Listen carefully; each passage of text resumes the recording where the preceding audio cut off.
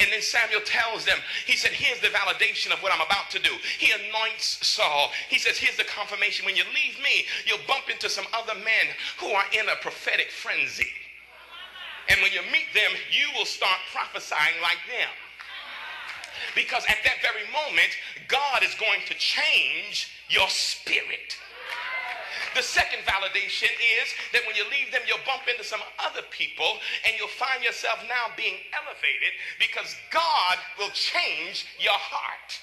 Oh, you got to get this. I'm going to be finished in about 16 minutes, but watch this. He's anointed by God, and then he has a transformation of spirit, Pastor Jamal, and then a conversion of heart. You got to watch this. Here is Saul, insecure, ridden with inferiority complex, and yet God still anoints him and appoints him, gives him a new spirit, because he probably knew he would not get it on his own, changes his heart, because he has to help him understand that who you thought you were really doesn't matter. It's who I'm going to make you to be. And here he is. Samuel backs away. Saul goes on his way with his anointing, new spirit, new heart. But even with all the new that God had done, there were some things he couldn't shake. He still could not get over how he felt about himself. I got to talk to somebody here this morning.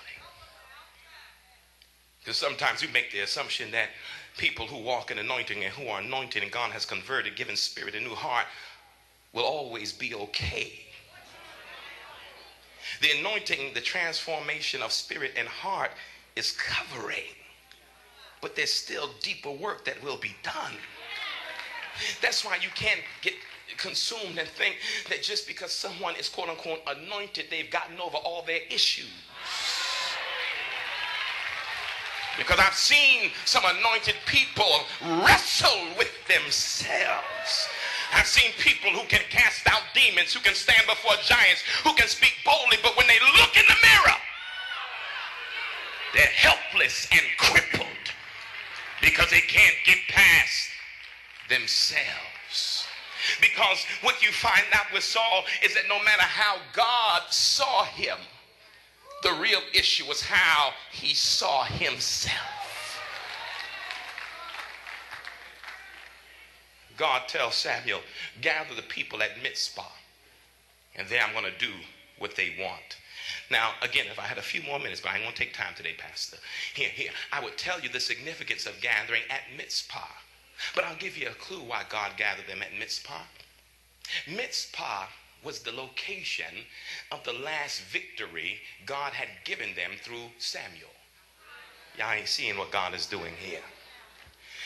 The place of the last time they got the victory by God's mechanisms is the place where God is going to give them the desires of their own hearts.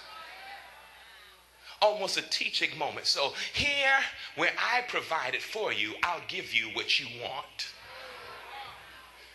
Then gather at Mizpah and watch the hands of God, Pastor Jamal. As they gather at Mizpah, God has to make it appear that it is true chance. But only God and Samuel know what has been happening in the background. And so the people gather at Mizpah, and then they cast lots. The tribe of Benjamin is cast, and they come up and they cast lots again. And then out of the tribe of Benjamin comes the family of the Matrites, and out of the family of the Matrites comes the son of Kish, Saul, and Saul would be their next king. But here was a problem. When they got ready to crown their king could not be found. Because their king was hiding in the baggage. What did they expect? Did they think that they would have a king who was somebody who would be regal in his own mind? Did they think that their king would be someone who understood the nature of his assignment and calling? Did they think that their king would be someone who was willing to operate in his greatness? How could he, when he is an answer to their desires and simultaneously was a reflection of them? Oh, y'all ain't got that yet. How could they expect more from him if they could not expect more from themselves? How could they think he could be who they weren't? He was just like them. They were hiding their greatness and hiding their chosenness and hiding their anointing. How could they expect that the king, who's the answer to their request, would be any different? They were hiding, and subsequently he was hiding too. Why? Because he was afraid of who he was. What bags are you hiding in? Where are those places you have found to conceal your true identity? Where are those locations in your life where you had to find so that people would not come to really see who you are? Oh, you know that your inferiority got the best of you, and your inferiority caused you now to minimize your divinity. So you could not then maximize the gifts, because how can you maximize gifts if you minimize divinity? You were willing to hide in baggage. Isn't this deep? And I'm going to leave you alone in a few minutes. It's deep because he wasn't just hiding in baggage, but the baggage he was hiding in wasn't even his. He was hiding in other people's baggage. That changes the dynamics now for a second, because I know there's some of us who can talk about the bags we've constructed that we hide in. We build walls sometimes to protect ourselves, to keep other people out, because it's not that we're fearful of them, that we're fearful of who we really might be. And Marion Williamson said, it is not our weakness that scares us, it is our strength that terrifies us. And so oftentimes our strength and our power is what keeps us crippled. And so we hide who we are. We build walls of protection, not so that folk won't get in, but we're afraid of getting loose. And so we cover ourselves to keep ourselves enclosed. We construct walls. We hide ourselves, whether it's relationships or our own psychologically constructed places of comfort that we need to keep ourselves going. That's almost understandable, because I understand what it is to be uncomfortable with yourself and then construct institutions, buildings, places, paradigms to make yourself feel comfortable. I understand that. But that's one issue that's almost believable and understandable. But I can't understand why you're going to hide in somebody else's mess. I'm having a hard time dealing with the stuff that I go through. Why would I put myself in your mess? And so here I am. I'm comfortable with me, and so I hide myself in you. But then I mask my hiding as love. I tell you I love you, but at the end of the day, I really don't see you. I just see another hiding place.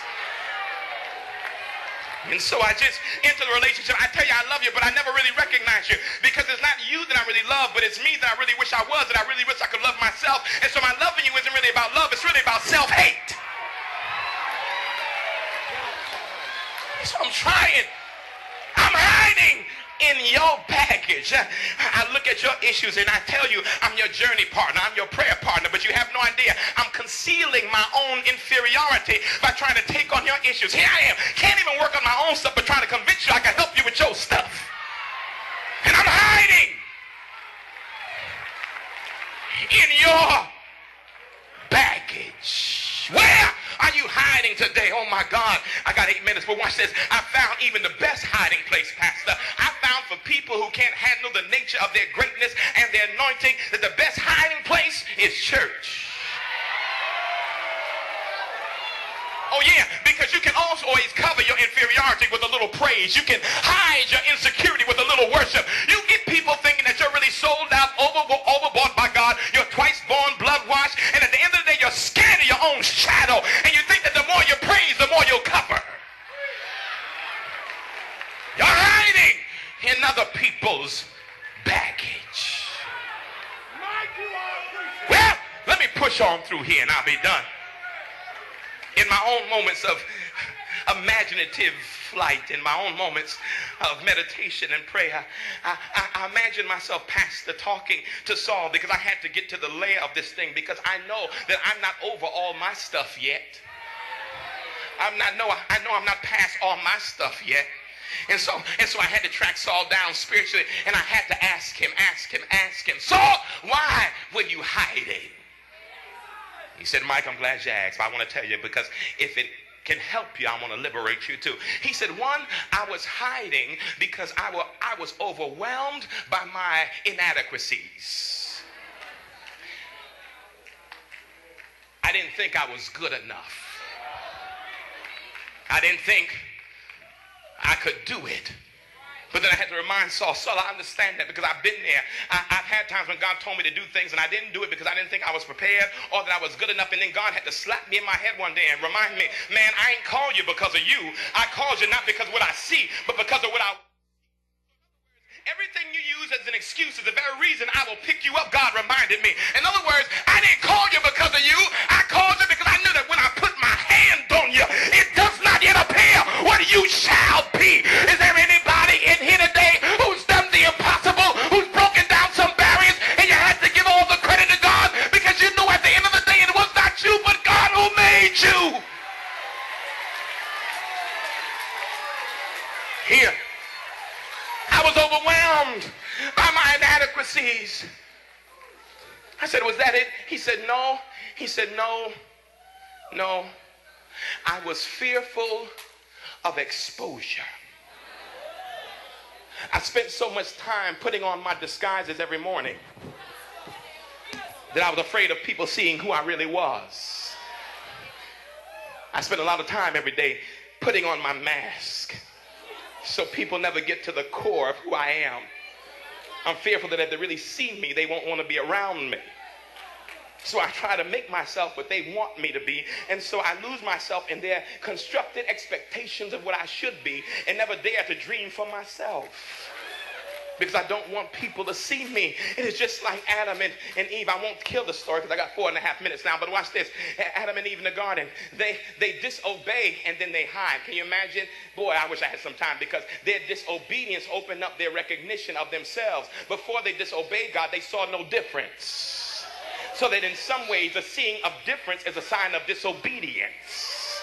So that when I reduce you to your womanness and my maleness, maybe it's a sign of dysfunction and not relationship with God. Well, they hide, and God comes to the garden, and God comes in, and